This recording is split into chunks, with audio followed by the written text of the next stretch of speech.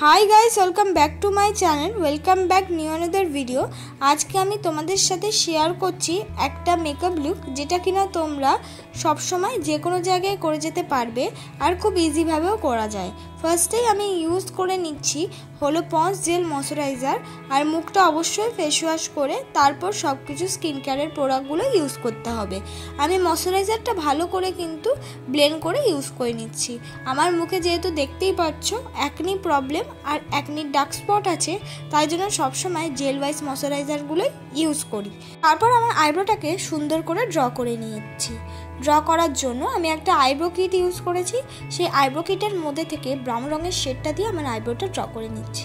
Eyebrow draw করার জন্য সামনে এক আঙ্গুল ছেড়ে তারপরে যে আইব্রোটা বাকি থাকে সেটা ড্র করতে হবে, আর নিচের পুরোটা ড্র করতে হবে।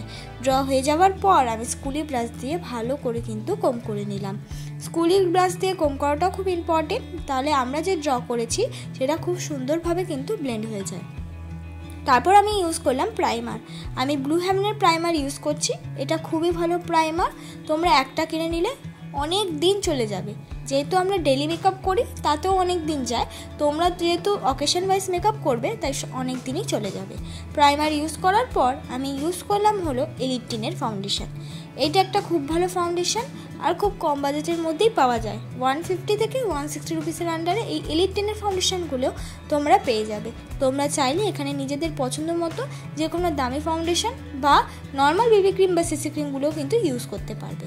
ফাউন্ডেশন ওয়াইজ কিছু হলেই সেগুলো ইউজ করা যায়। দেখো আমি সুন্দর করে আমার ফাউন্ডেশনটা কিন্তু ব্লেন্ড করে নিচ্ছি।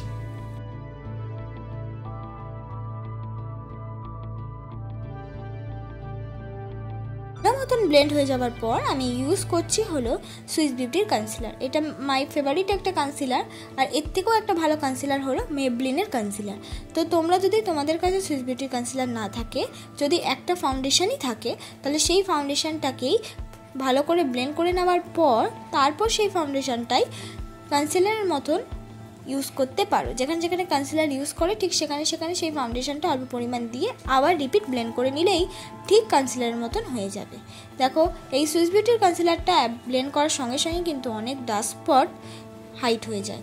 এবার হলো মুখটাকে কন্ট্রোল করে নেব। মুখটাকে কন্ট্রোল করার জন্য আমি মার্সের একটা কন্ট্রোল শেড ইউজ করছি। তোমরা চাইলে এখানে যে কোনো আইশ্যাডো ব্রাউন শেডের সেটাকেও কন্ট্রোল হিসেবে ইউজ করতে পারো। এবার নাকটাকে আমি সুন্দর করে কন্ট্রোল করে নেব। নাকটাকে কন্ট্রোল করার পর কন্ট্রোলের সাথে মিক্স করে আমি লাগিয়ে নিলাম ব্লাশ। আমি একটা পাউডারি ব্লাশই ইউজ করেছি। তারপর এবার আমি মেকআপটাকে সেট করে নেব। মেকআপটাকে সেট করার জন্য আমি একটা কম্প্যাক্ট পাউডার ইউজ করেছি। তোমরা চাইলে এখানে তোমাদের নিজেদের পছন্দ মতো যে কোনো পাউডার কিন্তু ইউজ করতে পারো।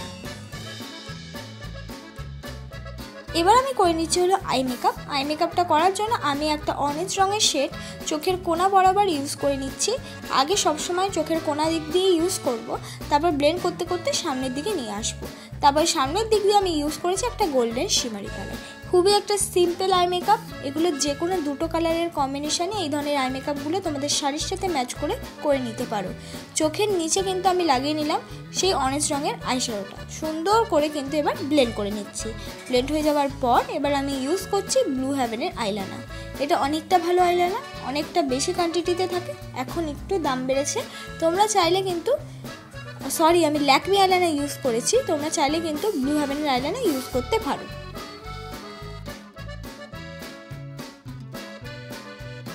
আমি ইউজ করে নিয়েছি ব্লু হেভেনের কাজল।